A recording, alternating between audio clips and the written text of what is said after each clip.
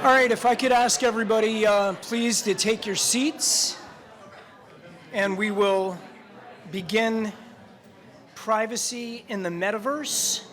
What does the future hold? There are upsides and downsides to being the last panel of a long day and a very productive day with great panels. So the downside is there's been a lot of information, and yet we're going to give you more.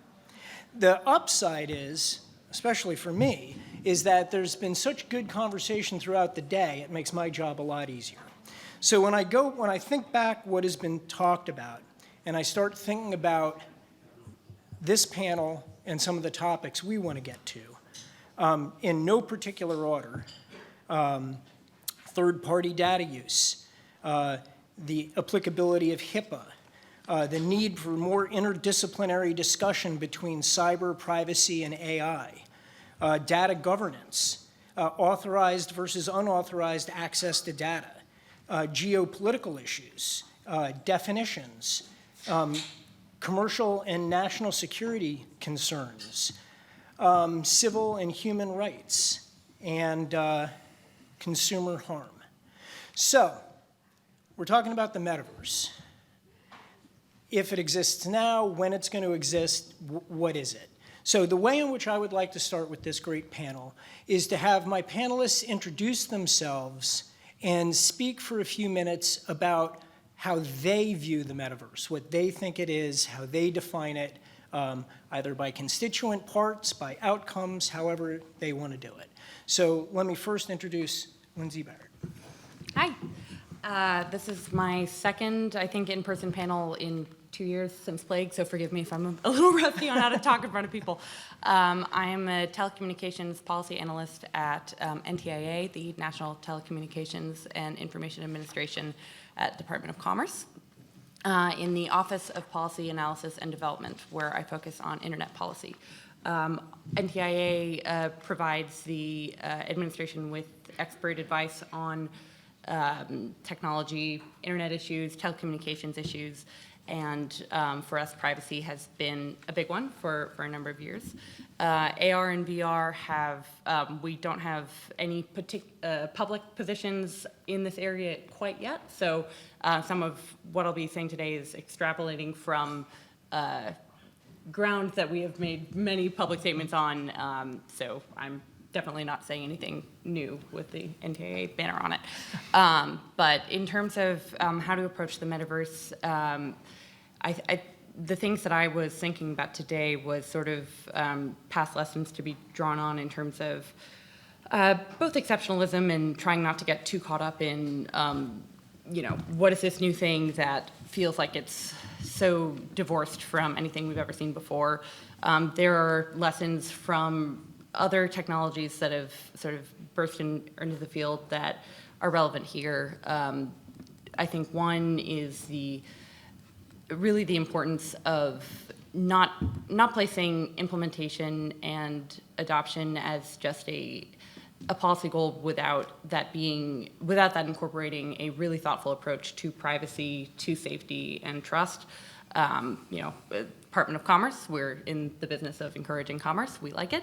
But in that vein, we also want to encourage an approach to developing and implementing technologies that is going to benefit the public and also going to be conducive to inculcating trust with the public. And that was the other one that I was thinking about in preparing for today was, trust is a concept that comes up often in these policy discussions, and it's for a reason. If you have new technology with all these various ways of collecting new kinds of data, more granular data, particularly we're talking about biometrics, movement, all the things that you can infer or purport to infer from that kind of information, you can run some pretty big risks of either of doing creepy things, and it's an important area to sort of remember to focus on privacy, focus on all the lessons that we've learned from previous technologies. Thank you. Will Duffield. My name is Will Duffield. I'm a policy analyst at the Cato Institute. I tend to write about content moderation and speech online, but obviously moderating a VR space involves very different trade-offs between speech and privacy than we might see on older apps or the internet we know now. What is the metaverse? I think, not to be flip, but we all know exactly what the metaverse is. It's a term coined by author Neal Stephenson in his 1992 novel Snow Crash. It describes a global shared digital simulation in which players wearing avatars interact in real time. Now, again, that seems a little flip, but it's important to recognize that efforts to build a or the metaverse today all share that, frankly, dystopian vision in their DNA. And while we can all immediately grasp the value of having this shared global digital space, it's up to and contested between and by everyone involved in building the metaverse or metaverse products today, exactly which vision or whose interpretation of the metaverse we end up with. Almost in the same way as all reading the same novel, we can visualize different things. We all view it differently. It's not like seeing a film. And so I think that fictional basis and the fact that everyone, even though they may see it differently, is working from that similar starting point in a way that we didn't really see with the internet, provides a valuable definition of or starting point for thinking about the metaverse. I would like to introduce Tani Olenowski. Hi, I'm Tani Olenowski. I am the CEO and founder of Mycilio, which is a consulting firm that specializes in kind of doing more R&D and prototyping with a lot of the new decentralized software technologies that have been coming out. The metaverse, I think, is not a thing that we're waiting to arrive, and there's not going to be this sharp inflection point of pre-metaverse and post-metaverse. I think we're already kind of there. Especially as the last couple of years, we've spent the majority of our social lives online, on Zoom calls, participating digitally in panels. We've become very accustomed to this blend of living our lives in both a in-person and virtual reality, even though we don't always think of it that way. And I think the future of the metaverse holds a lot of potential for some of the existing power structures in tech, especially, to shift and start being more user-driven and creator-driven. But I think in much the same way that we have a lot of issues in our existing technologies around data and privacy and trust and authenticity, all of those things are going to be exacerbated once we're in these environments which are now becoming fully immersive. We're talking about fully creating new realities for people to walk around in and participate in. And so it's not going to be this pre and post divide. I think it's going to be a gradual evolution into these worlds that bring a lot of the same paradigms and the same structures of our existing web and our existing technologies into these spaces, but will likely kind of exponentially amplify some of those, some of the good things about those spaces and also some of the harms. And so that's a big focus of what my team does is start playing around with these technologies and figure out, where these intersections of governance and privacy and economics and social interaction kind of join forces to create these new worlds that really do mimic our real world in fundamental ways. Thank you very much. And I'd like to introduce our panelist, Jay Banerjee.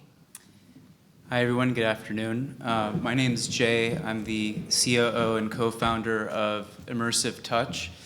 It's the first FDA-cleared surgical metaverse for surgeons to practice, simulate, and plan their procedures prior. And We're in about 90 hospitals right now and seeing a lot of solid evidence supporting the metaverse in improving surgeries. The metaverse, I'd like to call it, I don't want to call it the metaverse. I think there's going to be a lot of metaverses. The interoperability between these metaverses is not guaranteed, nor I don't think it'll probably ever happen given our current computing limitations.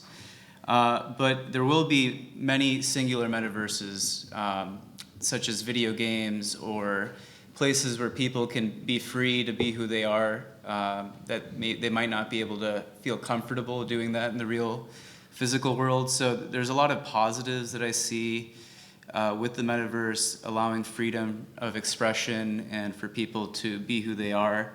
The downsides of that are that data collection will go up exponentially, and people, third parties might have a million times, exponentially times more information about us than they do today just based on Facebook and Instagram and whatever they're collecting on us today. That will pale in comparison to what they will know about us in the future. And that could be bioinformation, it could be our heart rate while we're speaking, or it could be where we look at in the virtual reality headset, how we're looking at things, how quickly are we looking at things. All this information will be stored, and it'll be extremely valuable for advertisers. They'll know exactly what you're looking at, and with a lot more precision than what they have today. So there are some concerns that I have in relation to this data collection. But for the most part, I want to be careful not to stifle the innovation in this field, because in healthcare, where I'm in right now, it's creating amazing impact on patients, on improving hospital care, and cutting costs, and that's something we need in the healthcare environment. So there's a plus and minus that we'll go over today. Thank you. Well, thank you. So in this first definitional framing part, I've really heard three different aspects of the metaverse. The first is almost a world in which it's completely almost fantasy, the gaming aspect of it, in which it is a three-dimensional representation of what appears to be a real world, but it's not a real world. The second metaverse that I heard is this overlapping set of virtual world and real world that's really indistinguishable from each other. And then the third metaverse is almost an exact replica of the real world, in which simulation is done in order to both mimic and work in the real world, and any influence of fantasy or anything that's not exact creates huge problems.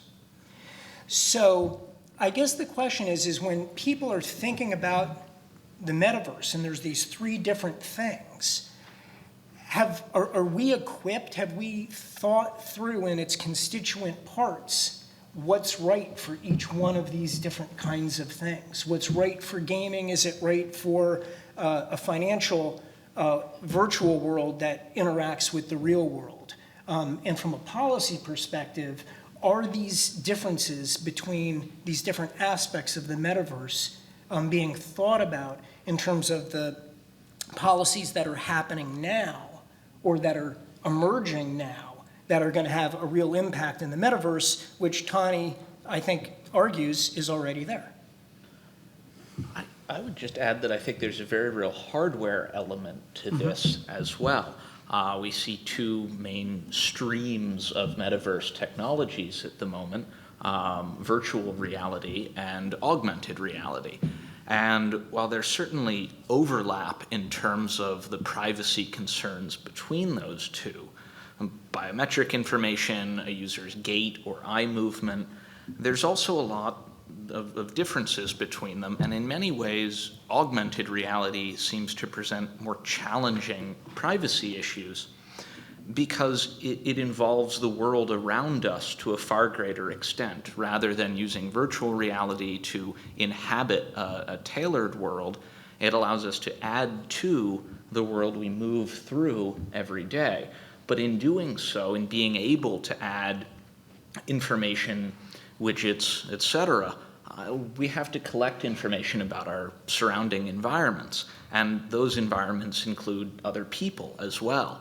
So while VR privacy issues seem to relate mostly to the users themselves and the sorts of information they bring to the metaverse, when people are wandering around wearing AR glasses in the streets, they're going to be gathering information about lots of other people who may not have ever consented to this, aren't interested in the metaverse, and yet are kind of brought along for the ride if we aren't careful about how this is designed.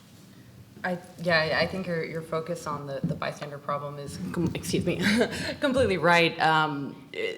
Given, and there's so many components of AR and VR that really exacerbate the existing tensions that we have with how consumer privacy is predominantly governed, i.e. consent, notice and choice, take it or leave it, where no one can actually leave it.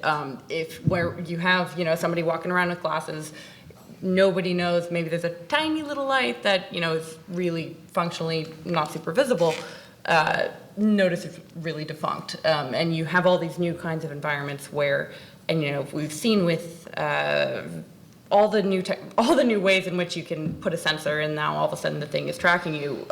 Notice is all of a sudden hard to read on your car, on your tiny little device where the interface is too difficult. You can't actually see the fine print. So I'm glad that you highlighted that, because the sort of existing stress on notice and choice as a failed model, I think, is something that AR and VR is going to continue to heighten.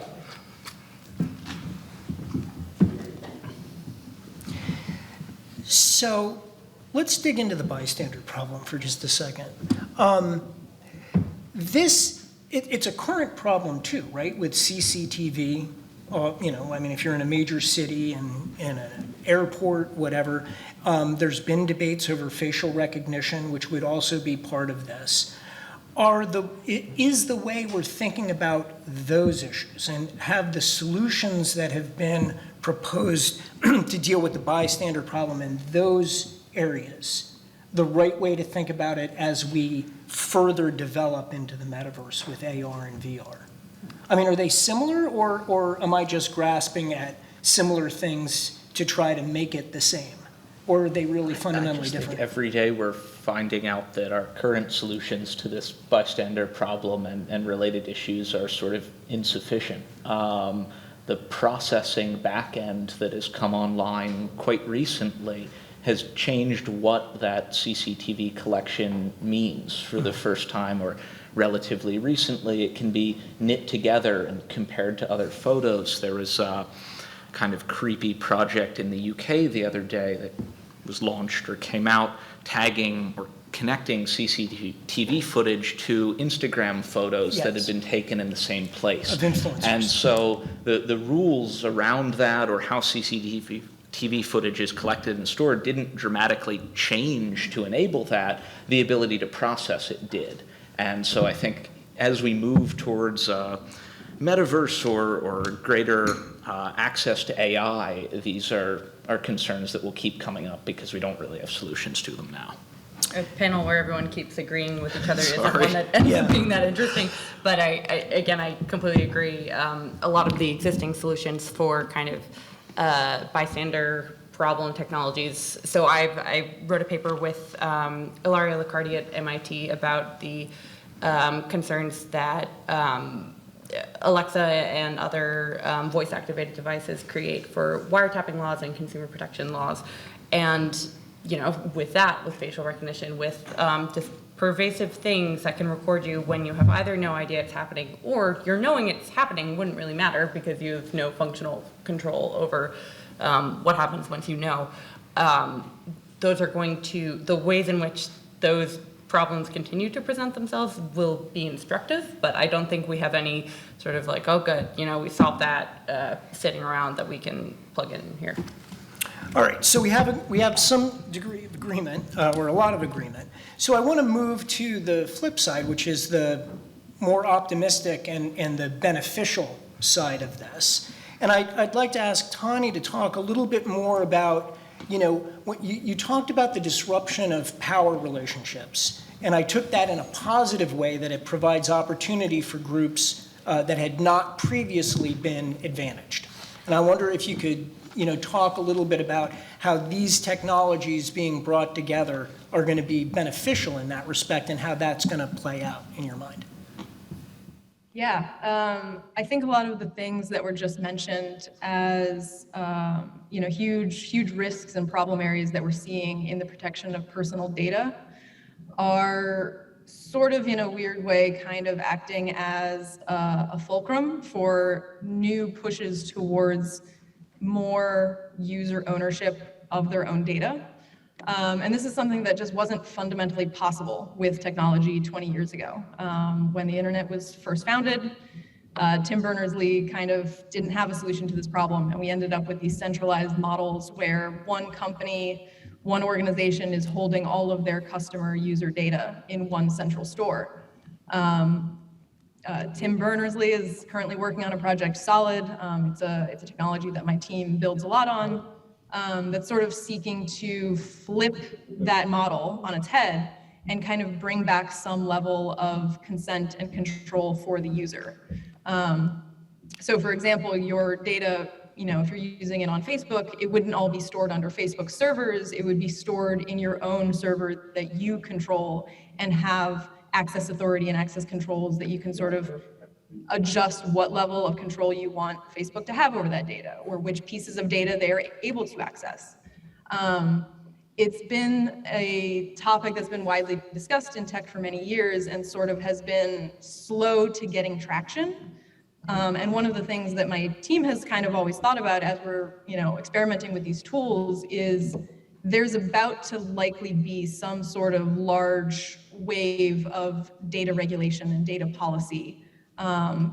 More than we've currently seen so far. I think we're starting to get smarter about how to think about these things and how to treat these things. And there is likely to be more legislation and more regulation and more protections for users and how their data is treated. And for a lot of, smaller companies that aren't Facebook, they probably don't want the onerous burden of dealing with this customer data. It's incredibly sensitive. So we think there's like a lot of new models that might be coming out in the next couple of years that we're going to start seeing evolve towards this model of user ownership of their data, where they do have a very granular level of how this is used, who has access to it. They can see who is accessing it in real time. But it is still, a future we're building towards. That future, however, sounds really positive to me. I think it kind of gets us away from these monolithic tech platforms that have a ton of power and economic power and regulatory power in the world. Data is, there's a quote a couple years back that someone had termed it, it's the new oil. And it really is an incredibly powerful substrate on which a lot of our world is built. And for most of the past few decades, it's been locked away by a few companies and a few players to kind of take advantage of that data and work with it in a way that gives them more power and more value in the world. And I think this push towards decentralized technologies and decentralized data ownership, and possibly things like looking at, public interest tech and data as a commons, data as a shared public good. I think these are all new ideas for how to treat this, sometimes very volatile substance that we have in our digital lives. So yeah, I'm very, skeptical and keep an eye on what's going on, but it definitely has felt like there is at least now a future to look forward to, whereas 5 to 10 years ago, that wasn't really feeling the case so much. All right. No, please. I was going to say, one thought I might push back on a tiny bit, and this is one part of a lot of really positive things that you outlined, so only that one part. I do think it is important as we're sort of considering how to better restore individual agency and autonomy in using digital products and services, is that doubling down on a controls as predominant mode of governance is likely to repeat the same mistakes that we're currently experiencing in terms of the digital resignation, people feeling like they have no control, so they will never have any control or functional control, and that sometimes to some degree, maybe not being such a crazy idea, learned helplessness and just the difficulty of managing, however many digital decisions we encounter in a day, all of these sort of difficulties there that, for me, place a sort of, I guess my optimism goes much more in the how to better build rules around kind of data minimization, purpose limitations, such that individual people are not having their data be abused ultimately, as opposed to putting the onus on individual people.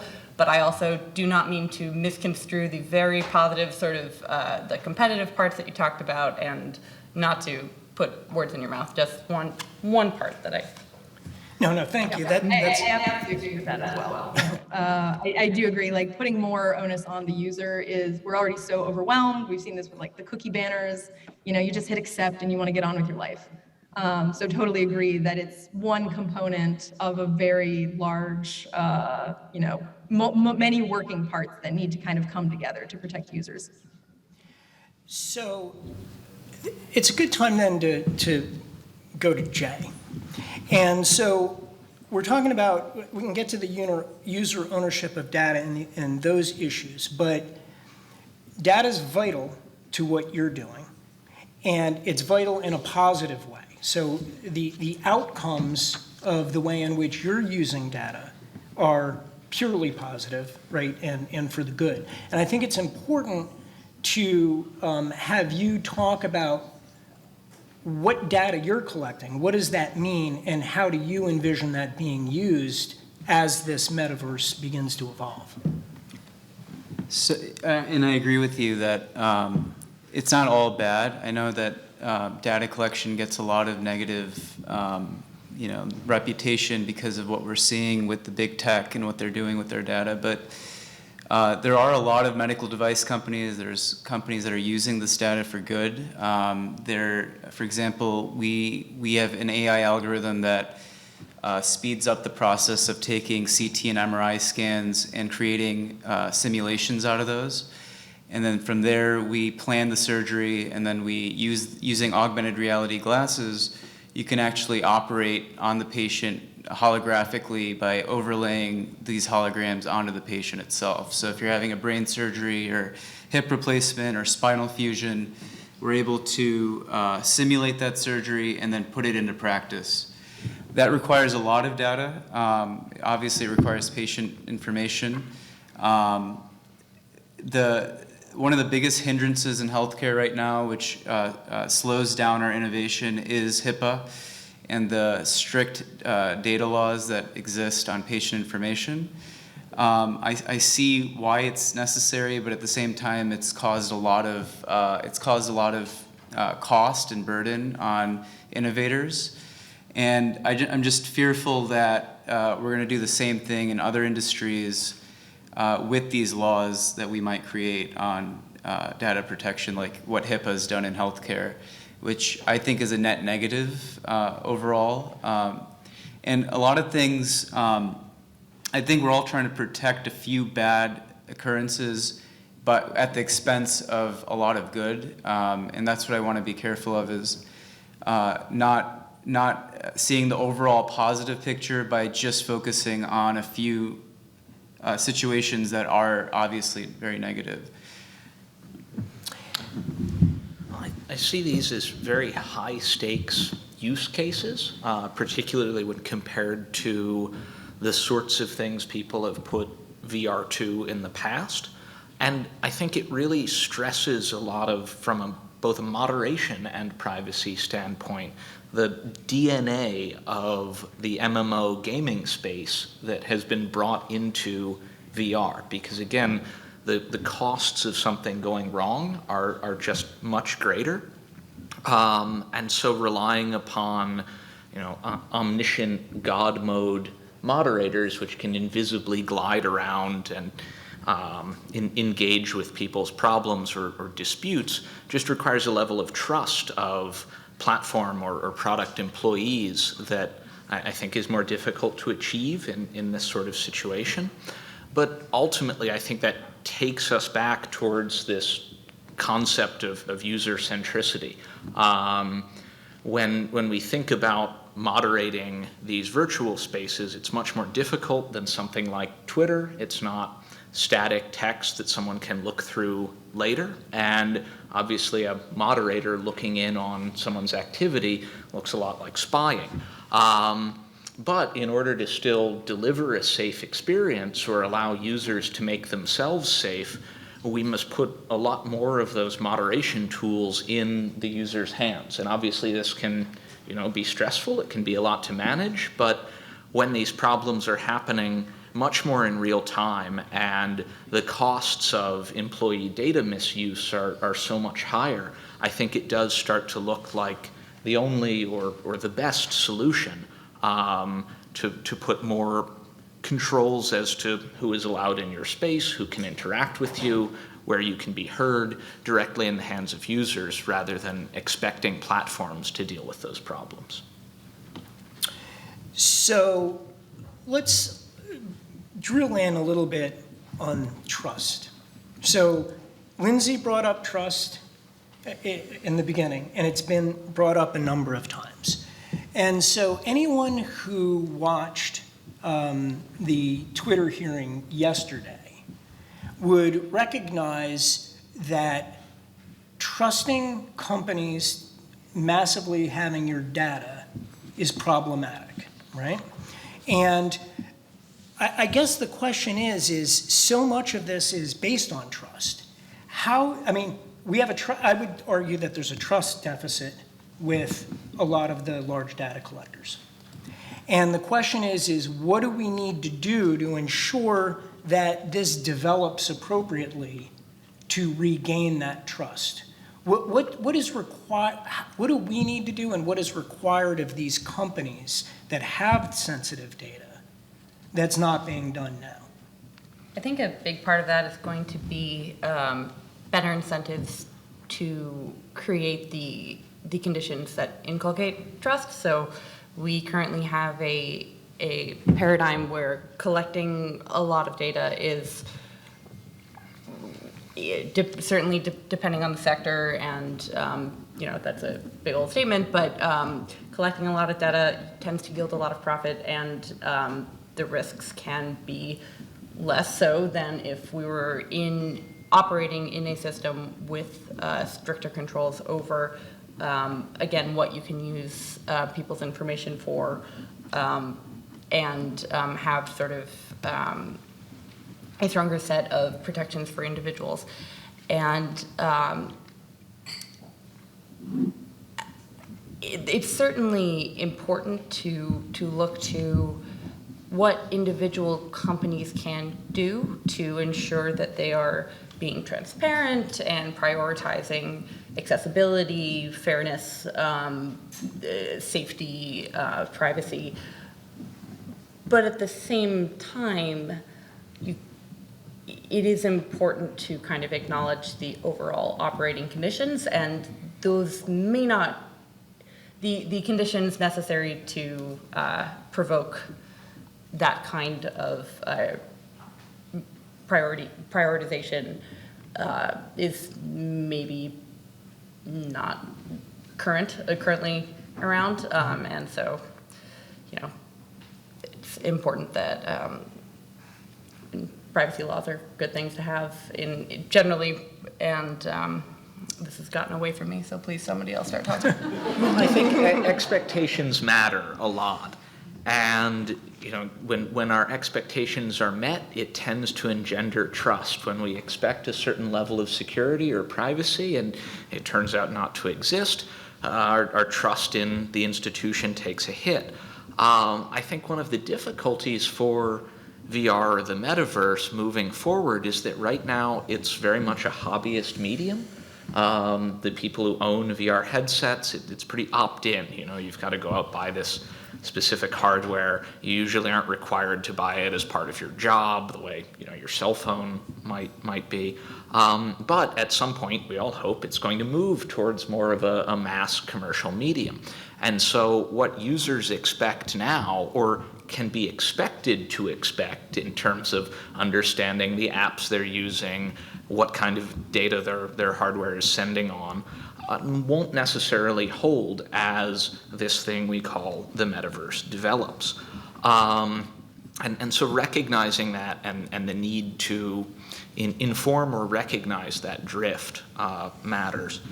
In terms of the underlying sort of security that helps to foster trust, the basics are still really important. I think when we're thinking about things like VR medical records, they're probably still most vulnerable to lax information security practices as a firm than any sort of VR-specific modes of exfiltration or abuse.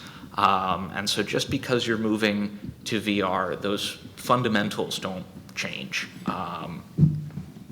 I want to add that one of the issues with trust is what's happened with abusing social media to instigate violent actions and crimes and riots and upheavals is one example that I'm most fearful of. And I think if we can somehow track sources who starts things in these platforms, that would be very helpful so that we keep people accountable. Because right now, somebody might say something on an anonymous, in an anonymous way to instigate some sort of a violent action. This has happened in India and using WhatsApp, causing violence amongst opposing communities over something, and nobody knows where it's coming from. So I think if we can somehow track who's saying what, that might help keep us all in check and accountable. Will, are you going to If take I this? could, well, from an anonymity standpoint, that really concerns me, especially given that in so many of these embodied environments of the past, that MMO gaming space, it really is pseudo-anonymity that users have relied upon in order to protect themselves from one another.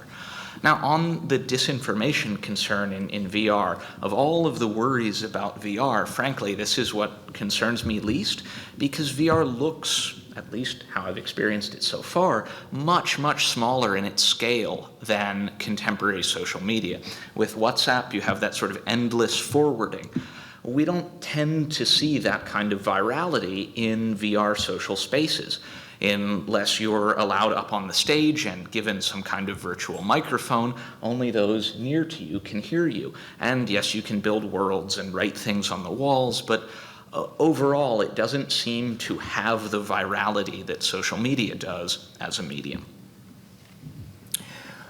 So to follow up on the concepts of security with regard to this, certainly, Jay, in your area, data integrity is exceedingly important because the very similitude of what you're doing has to be perfect, right?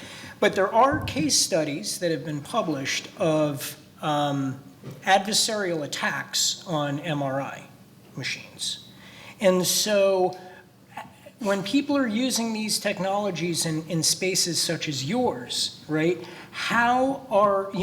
what needs to be in place to ensure that the data is correct, it hasn't been manipulated, that it's going into the model, the exact model of what you're trying to represent in the way it's supposed to go in? I think, this is where hospital IT being so strict is actually positive because they don't, that's probably the hardest part of our sales cycle, is getting approved by hospital IT. And I think it's mainly to avoid hacks like that. That obviously, I mean, any data that comes in will be shown in the model. So if it's a corrupted data source, then it will be a corrupted model as well. And Tani, I want to go back to you and ask if you could talk more about user ownership of data. You know, how does that work in your thinking? And how does that work with respect at scale for, say, medical research? Well, I can't comment too deeply on medical research because that's outside my field of expertise, but more generally, the way that we have been thinking about it, as pointed out, putting the entire onus of data ownership on an individual user isn't a realistic future. People do not want that level of responsibility.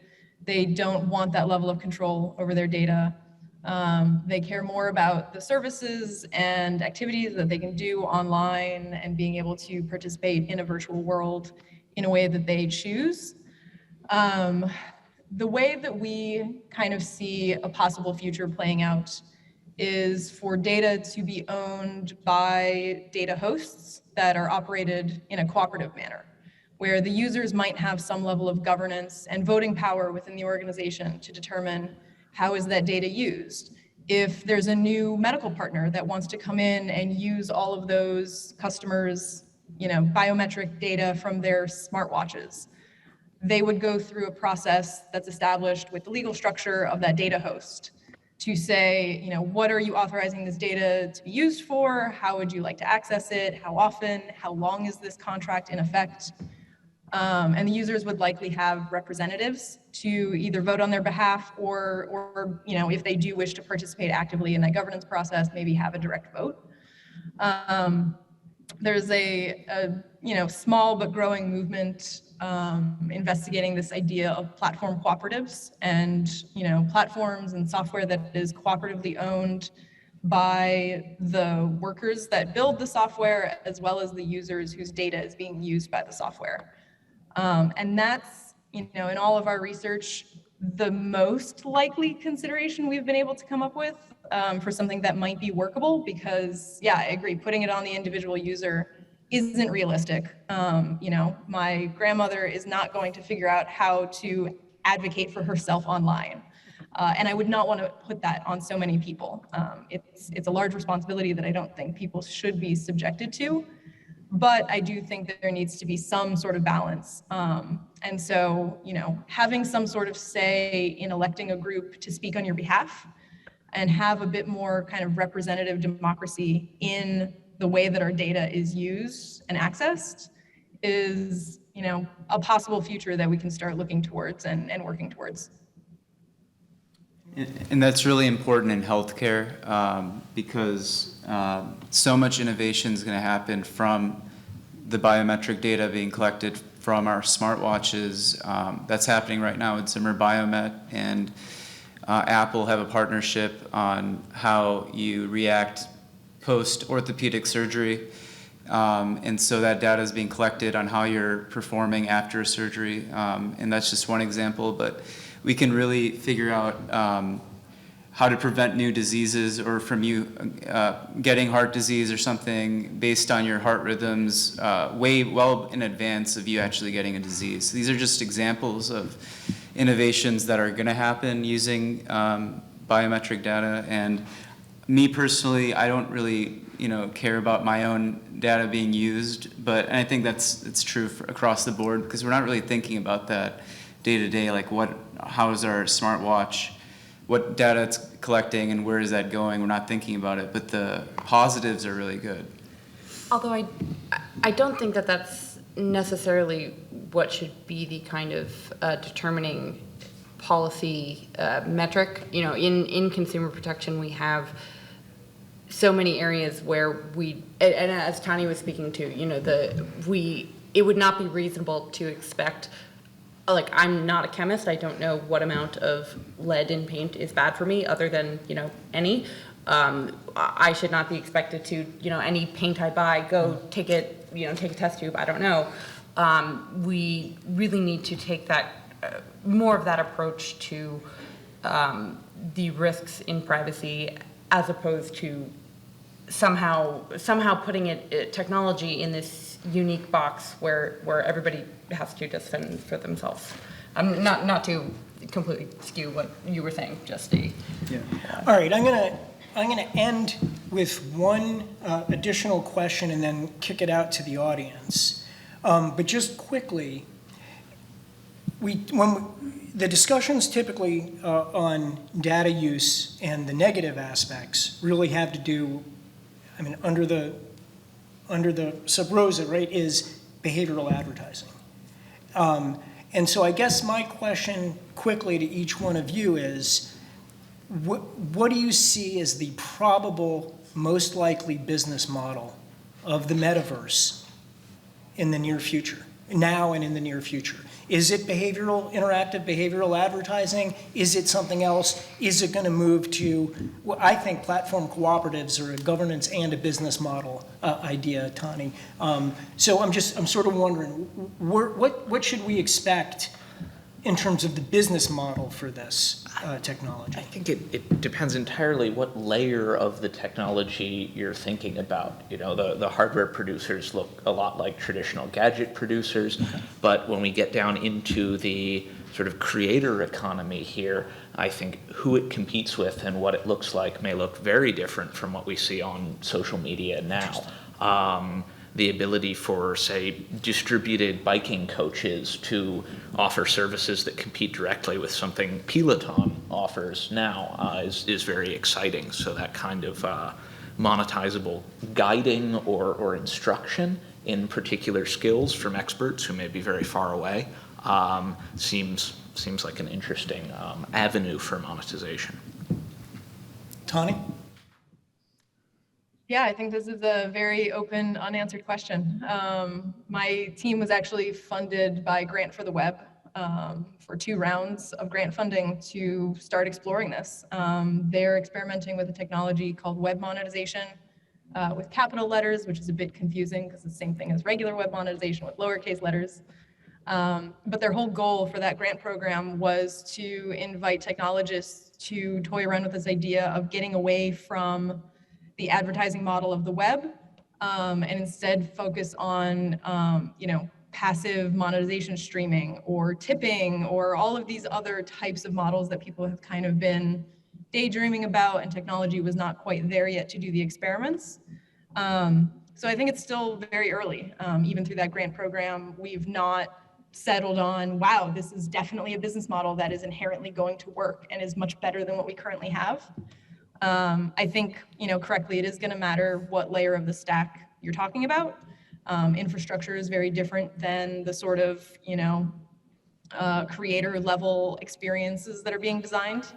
So I don't think there's going to be one. I think there's going to be quite a few, probably some that we don't even know yet and are still going to continue experimenting with.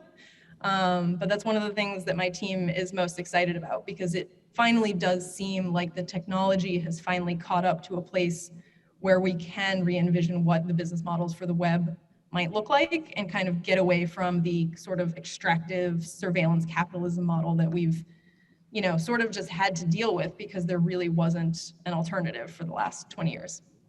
Yeah, I want to absolutely agree with that, because one of the benefits of the metaverse is that the hardware is not going to be as ubiquitous as smartphones were, or even laptops. Like VR headsets and AR is going to take 5 to 10 years to really go mainstream, and in the meantime, producers still need to make money, and so they're going to have to create traditional business models and not so much focused on advertising, but more on subscriptions or license purchasing, perpetual licenses, I think.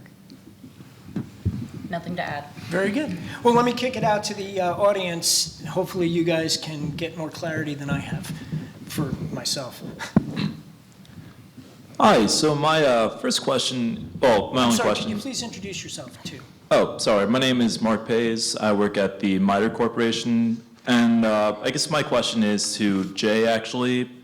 So on the topic of how, I guess, increased regulation can lead to negative consequences, I noticed you made the example that HIPAA has introduced more negative effects than beneficial effects, and I was wondering if you could, I guess, expand on your point of what are some of these bad outcomes of HIPAA and how they outweigh some of the benefits, like safeguarding information and giving people control over the release of it? So I'm just speaking strictly from innovating on improving patient outcomes in surgery. So it's a very, I'm in a very narrow application. I'm sure it has positive effects on safeguarding when to give out information, and I'm sure that's why it was created. But the negative effects might be that it'll take 1 or 2 years longer for a hospital to get access to a technology that could happen tomorrow. It'll take a longer amount of time, or hospitals have to pay 2 to 3 times more for a service because of the added burden of that regulation. So I think anytime there are regulations, the trickle-down effect is that it actually increases the cost of technology, and so the overall cost of healthcare goes up. And that's what we've seen anytime there's been industries where there's large government interventions, such as in healthcare, and that's what drives up the cost of healthcare. Any other?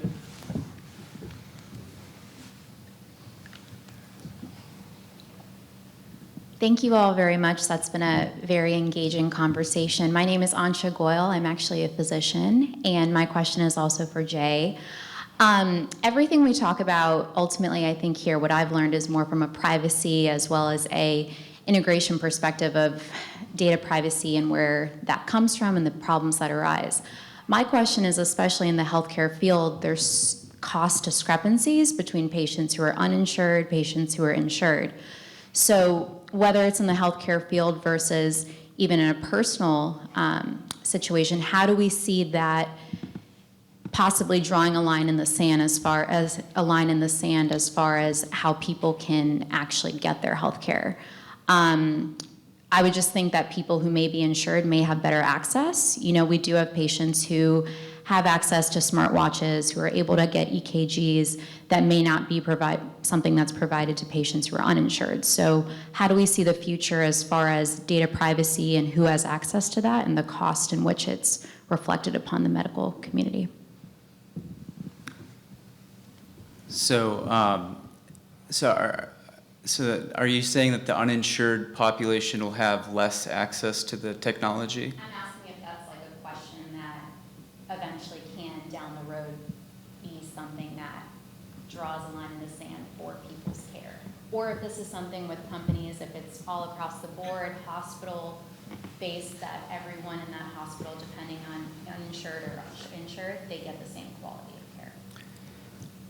I think even within the insured population, I'm sure there's a lot of data on different demographics, races, ages, disease states. And I think that'll help the uninsured population as well. I think the quality of care will still translate both uninsured and insured. And plus, I think the uninsured population is going down over time, from my understanding. And even if they don't have access to some of these groundbreaking technologies, which I want, part of the goal of my company is to democratize access and make the cost of technology cheaper so that more hospitals can have this type of technology. And that's actually one of the positives of the metaverse, is the metaverse is relatively cheap for the amount of technology that you're getting. It's a groundbreaking technology. If you put on a headset, it's just a next world experience for $200. So it's a lot of innovation is going to happen for very low cost, and I think that's going to help a lot. $200 is a lot for a lot of No, people. for the hospital. Oh, for a hospital, yeah. Yeah, medical devices. Compared to a $1 million Da Vinci robot. Yeah. Well, I want to have everybody thank this wonderful panel. I thank you for coming, and that concludes this panel. And it's done. Bring back James to close the... Thanks, Jonathan, and thanks to the panelists as well. So this does conclude this year's conference. Thank you to you all for being here with us today, including all of the speakers across the whole day as well, I should say. So thank you to them. I hope it's been productive. I hope you've enjoyed it. And as I said this morning, it's great to be back in person. And fingers crossed, long may it continue. Before we go, final thank you to our sponsors, ACT, the App Association, AT&T, BSA, the Software Alliance, ITI, Microsoft. I hope I'm not missing anybody there. Workday, thank you.